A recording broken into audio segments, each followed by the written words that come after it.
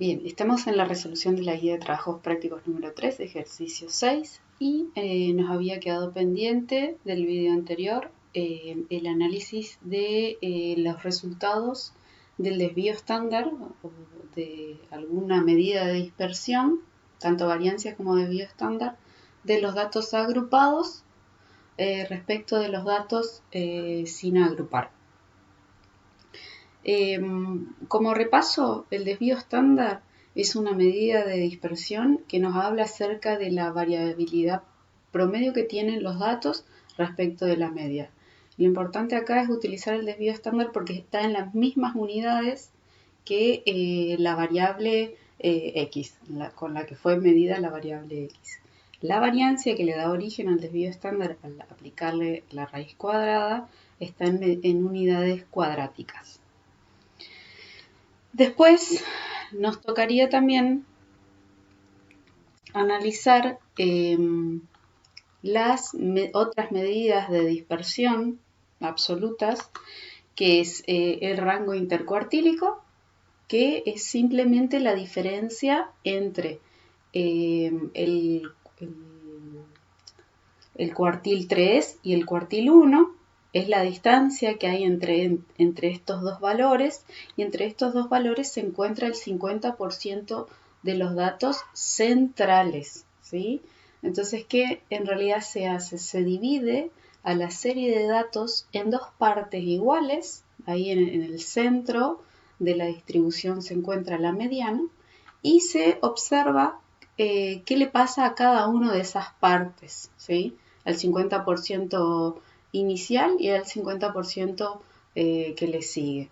Entonces es como que se calcularía la mediana del primer grupo y la mediana del segundo grupo, que sería el cuartil 1 y el cuartil 3. Se hace la diferencia de esos dos y esa medida, que está en las mismas unidades, por eso es una medida de dispersión, se llama rango intercuartílico. Y es una forma de medir la separación entre el cuartil 1 y el cuartil 3.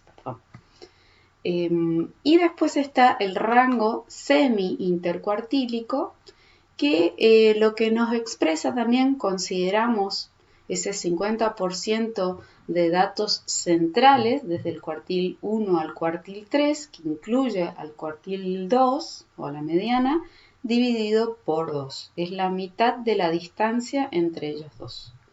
Vamos a la hoja en Excel y para avanzar al punto E, vamos antes a analizar la diferencia que existe entre el desvío estándar que calculamos con los datos agrupados a través de la fórmula de trabajo, que está acá, respecto del resultado que nos da el complemento análisis de datos con los datos sin agrupar en la tabla. Se puede observar que el desvío estándar de los datos agrupados es mucho menor, o sea, hay una diferencia importante de unos 8 puntos, unos 8 gramos, respecto de la desviación estándar de los datos crudos. ¿Por qué sucede eso?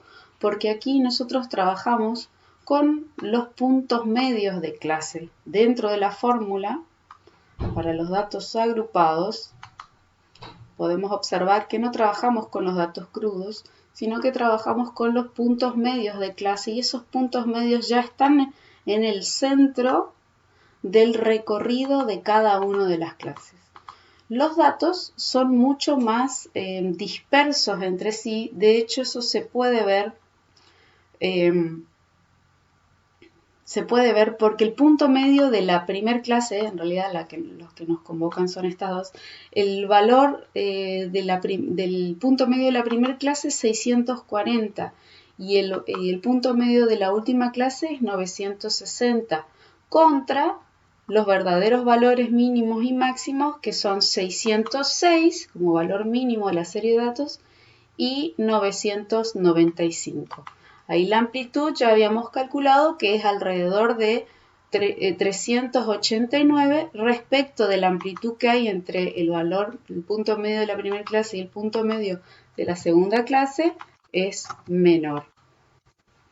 Es 320. Por ende, ese hecho de reducir la amplitud va a repercutir de manera significativa en el resultado del desvío estándar. Eso también hay que tener en cuenta. En esta parte del ejercicio, en el ítem E, dice interprete y compare los resultados de cada una de las medidas de dispersión calculadas, que las tenemos acá. Eso lo tienen que hacer una interpretación, comparar los resultados y agregar a estas medidas de dispersión el rango y el rango semi e intercuartílico. Entonces, vamos a agregar en esta lista de medidas de dispersión la medida del rango. La medida del rango ya la tenemos calculada por aquí. Hay que acordarse que es una medida de dispersión absoluta, por ende tiene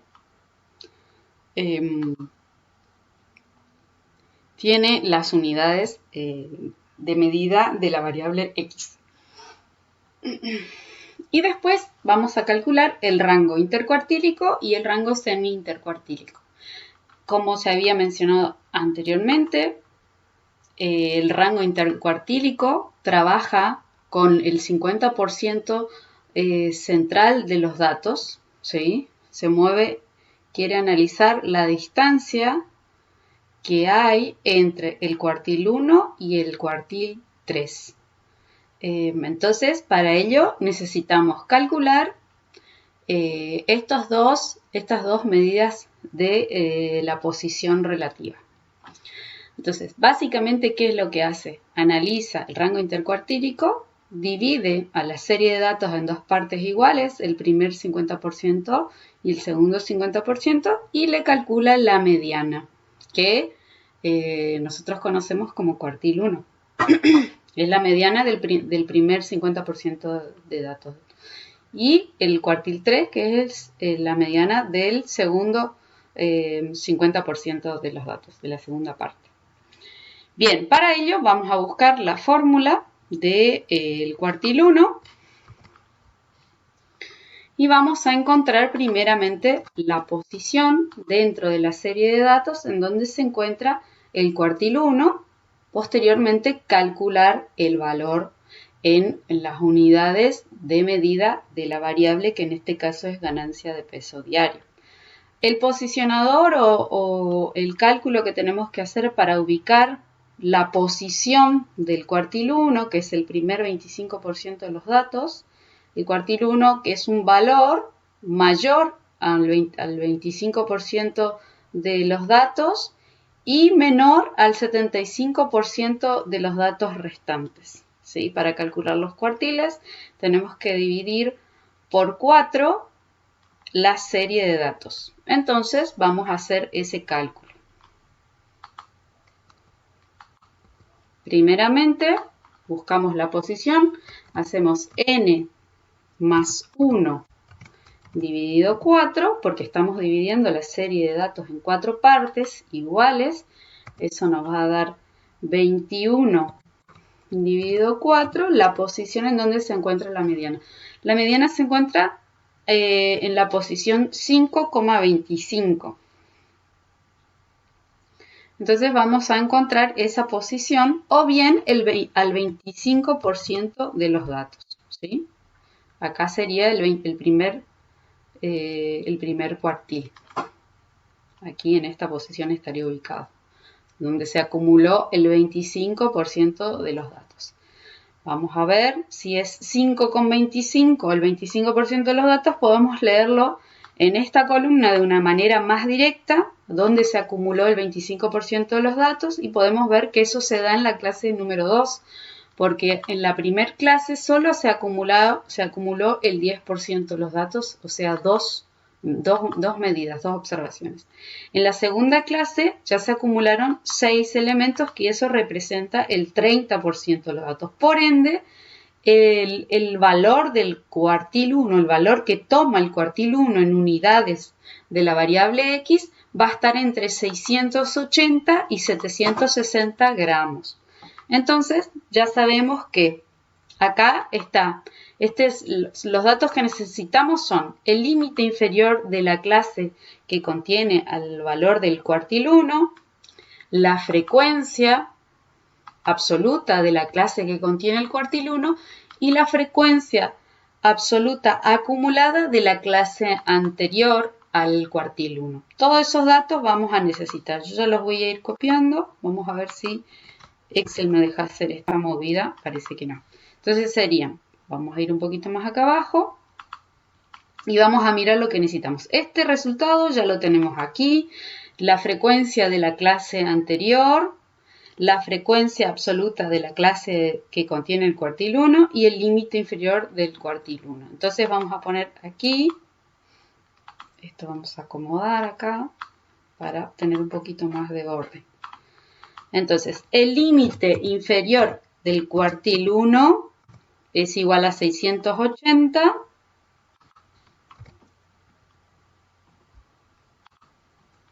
Voy a pegar 680 gramos. La frecuencia absoluta acumulada de la clase anterior a la del cuartil 1 vale 2 y la phi vale 4. La frecuencia absoluta de la clase de la mediana vale 4. Y la amplitud ya sabemos que vale 80 gramos. No, esto tengo que sacar acá porque quiero trabajar con estas celdas y poder vincularlas. Bien, entonces tenemos que primero resolver todo este cociente, multiplicarlo por la amplitud y sumarle esta porción al límite inferior para realmente tener el dato de cuánto vale el cuartil 1. Aquel valor que divide la serie de datos deja por abajo el 25% de los datos que son menores a él, menores o iguales a él, y deja por arriba el 75% de datos restantes que son mayores a él. Entonces, donde se acumuló el 25% de los datos, ahí encontramos el valor del cuartil 1. Entonces, esto ya lo tenemos, vamos a ir haciendo por partes. Primero el numerador, 525 menos 2, esto dividido la frecuencia absoluta de la clase que vale 4, ese cociente lo multiplicamos por la amplitud y tenemos 65 gramos que le vamos a sumar al límite inferior del cuartil 1. Entonces, el cuartil 1, su valor va a ser la sumatoria del límite inferior más este producto que acabamos de calcular. Entonces, el valor que toma el cuartil 1, aquel valor que deja por debajo de sí el 25%, son valores menores de ganancia de peso, y deja por arriba de sí valores superiores a 745, es 745, valga la redundancia. Entonces, esta es nuestra medida de posición relativa del cuartil 1. Ahora vamos a calcular el cuartil 2. El cuartil 2 ya tenemos, vamos a ponerlo aquí, que es la mediana, vamos a buscarla, que ya la hemos calculado por aquí, 820, y nos falta calcular el cuartil 3, que de la misma manera que el cuartil 1, ¿sí? Cuando calculamos cuartiles dividimos la serie de datos en 4 partes iguales y acá todavía tenemos que multiplicar este cociente para obtener la posición por 3. Entonces vamos a hacer ese cálculo. Vamos a copiar todo esto para ver si nos sirve. Y acá sí vamos a multiplicar esto por 3 y vamos a ver dónde está la posición. Y sabemos que el cuartil 3 divide la serie de datos en 3 partes iguales y deja por debajo de sí el 75% de los valores que son inferiores o iguales a él, y por arriba de él todavía queda un 25% de los datos que son superiores, ¿sí? Entonces, este cálculo le tenemos que multiplicar todavía por 3 Ahí vamos a ver cuál es la posición. El cuartil 3 se encuentra en la posición 15,77. Vamos a encontrar en la columna de frecuencias acumuladas, absolutas acumuladas, o en la columna de frecuencias relativas porcentuales acumuladas, porque sabemos que esa es la posición, al 75% de los datos acumulados. Entonces nos paramos acá y podemos ver el 75 se encuentra incluido en la clase 4. Porque hasta la tercera clase se acumula solo el 60% de los datos, ya en la clase 4 está incluido el 75% de los datos, se acumula hasta el final de la clase el 85% de los datos. Por ende, el límite inferior del cuartil 3 es 840, la frecuencia de la clase que contiene al cuartil 3 vale, la frecuencia absoluta vale 5 y la frecuencia absoluta acumulada de la clase anterior vale 12. Entonces, vamos a anotar todo esto. Vamos a cambiar. 3. Y esto se mantiene y vamos a buscar los resultados. La frecuencia, entonces, tenemos acá el límite inferior de esa clase. La frecuencia anterior, la frecuencia acumulada de la clase anterior vale 12 y la frecuencia de esa clase que contiene al cuartil 3 vale 5. Perfecto. Entonces vamos a hacer el cálculo. Ya esto nos ha hecho el cálculo automáticamente porque las celdas están todas vinculadas. Nosotros lo único que hicimos fue reemplazar los resultados. Por ende, al multiplicar esta porción, este cociente, al multiplicarlo por este cociente, al multiplicarlo por la amplitud, nos da 60 gramos. Hoy habíamos sumado 65, ahora sumamos 60 gramos al límite superior y eso nos va a dar entonces 840 más 60, un valor del cuartil 3 de 900 gramos. Y eso lo tenemos que chequear porque me suena algún error. No, está perfecto. Fíjense que tengo que chequear si ese valor que acabamos de calcular, el valor del cuartil 3, se encuentra verdaderamente dentro de este intervalo. Por ende, podemos ver que sí, porque el valor del cuartil 3 es de 900 gramos. Habíamos visto que el valor del cuartil 1 es 745 y se encontraba en el intervalo número 2. Entonces acá vamos a poner que aquí se encuentra el cuartil 1, aquí se encuentra el cuartil 2 y en la clase 4 se encuentra el cuartil 3. Perfecto. Bueno, y ahí nos queda simplemente hacer el cálculo del rango intercuartílico. ¿Cómo lo hacemos? Hacemos la diferencia entre el Q3 menos el Q1. Y eso nos da un resultado de 155 gramos. El rango semi-intercuartílico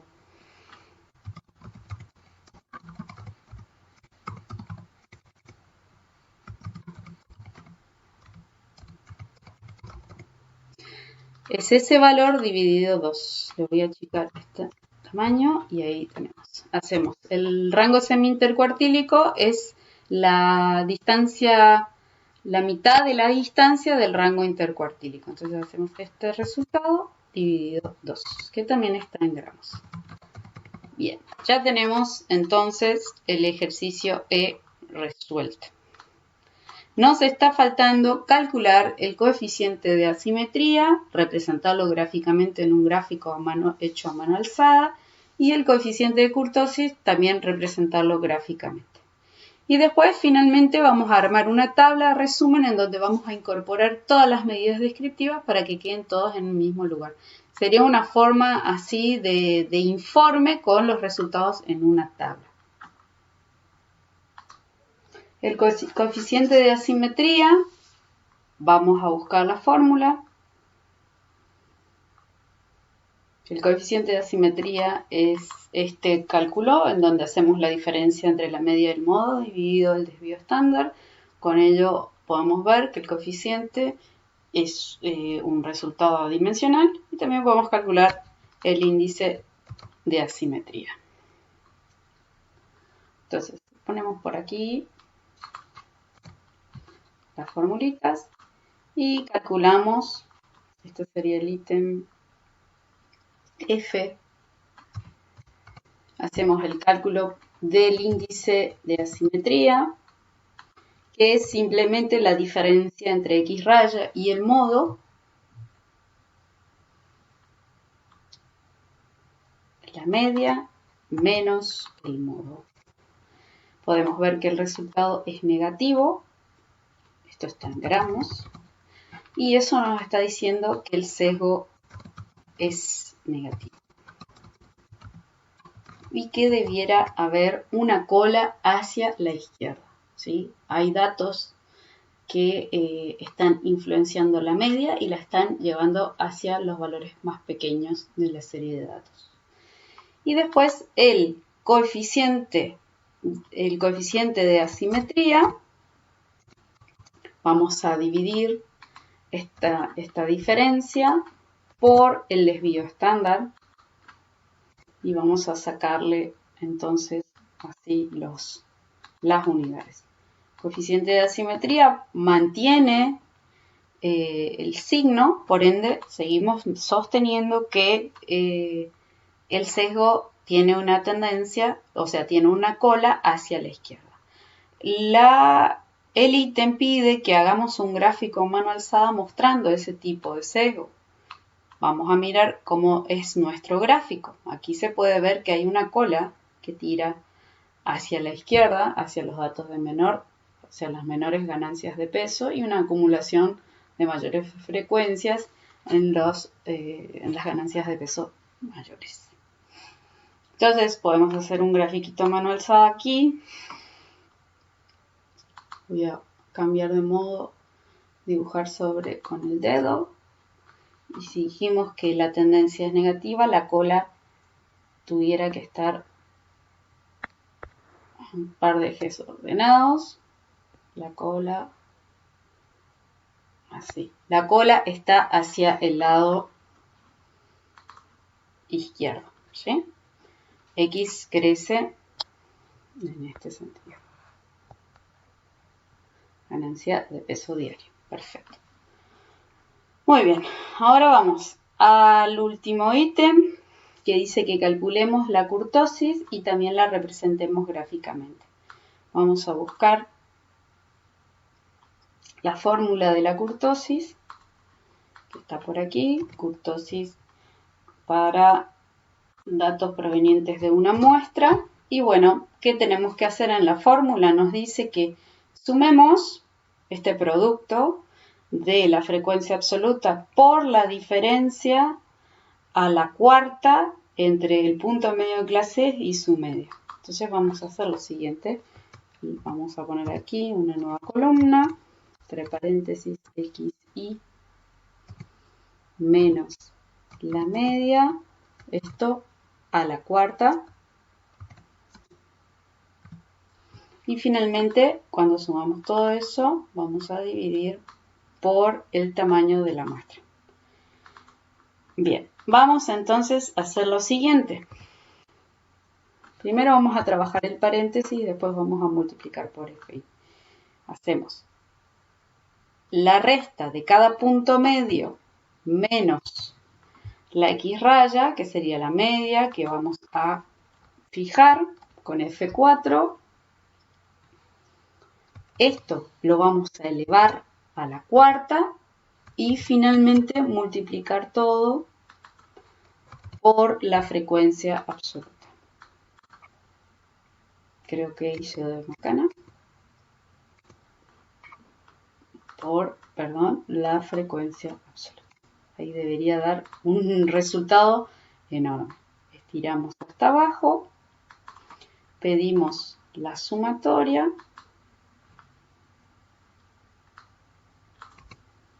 y tenemos este resultado enorme. Traemos la fórmula aquí y vemos que todavía tenemos que dividir por n. ¿Ok? Este resultado lo voy a llevar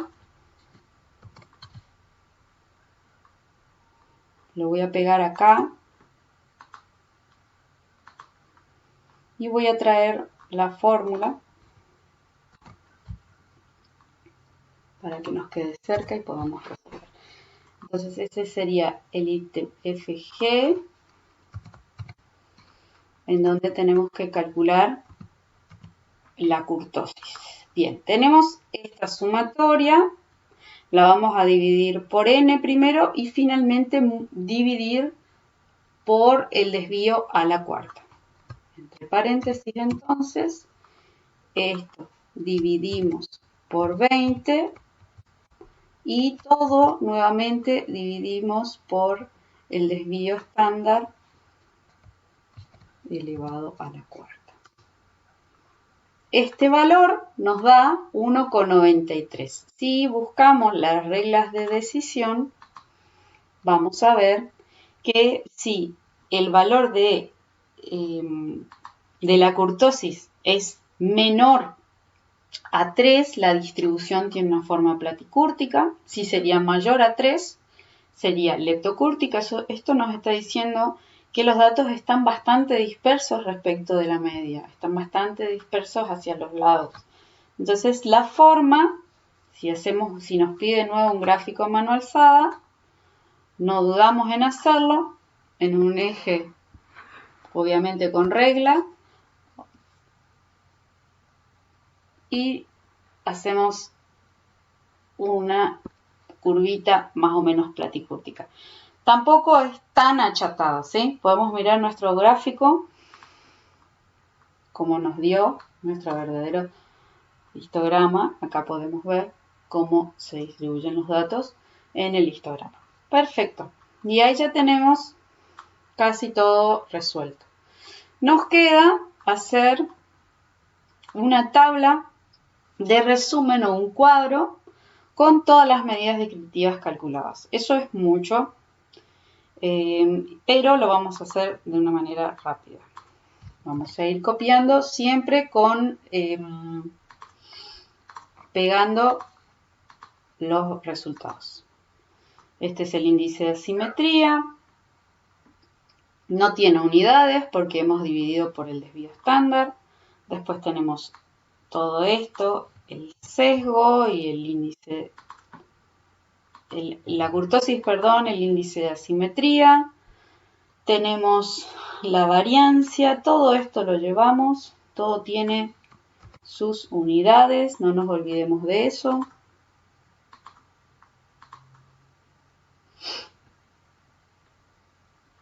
Y después nos quedan estas tres, que le vamos a agregar nosotros mismos las unidades. Y todavía podemos recuperar el rango, eso ya lo tenemos. Vamos a ordenar por tipo de medida descriptiva, ¿sí? Entonces tenemos aquí, vamos a agregar también un poquito más de espacio. Bien, tenemos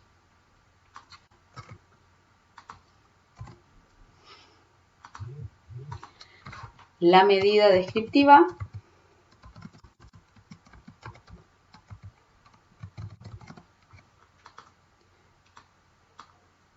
el valor y la unidad. Oh, no. Este es el tipo, podemos poner el tipo, que en este caso es de posición central, son estas tres.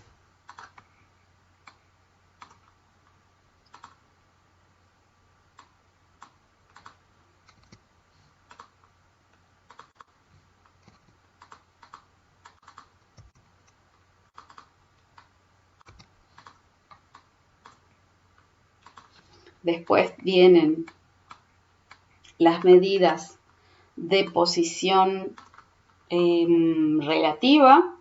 Esto ya vamos a eliminar. Las medidas de posición relativa que están por aquí. ¿Dónde las hemos puesto? Están aquí. Cuartil 1. Esto lo llevamos para arriba. Pegamos así. Estas serían medidas de posición. Esta sería posición relativa.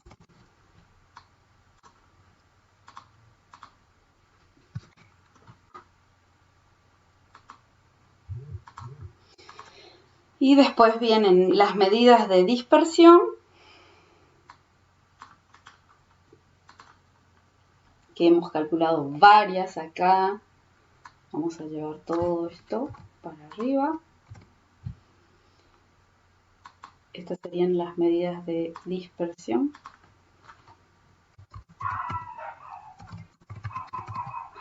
Y nos quedan al rango intercuartílico también, perdón. Y nos quedan las medidas de forma.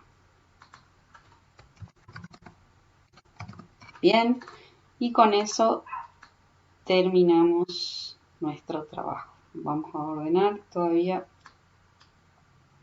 poner todo debajo.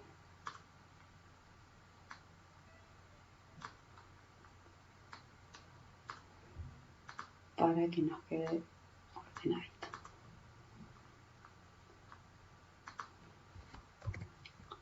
Todas estas medidas tienen sus unidades.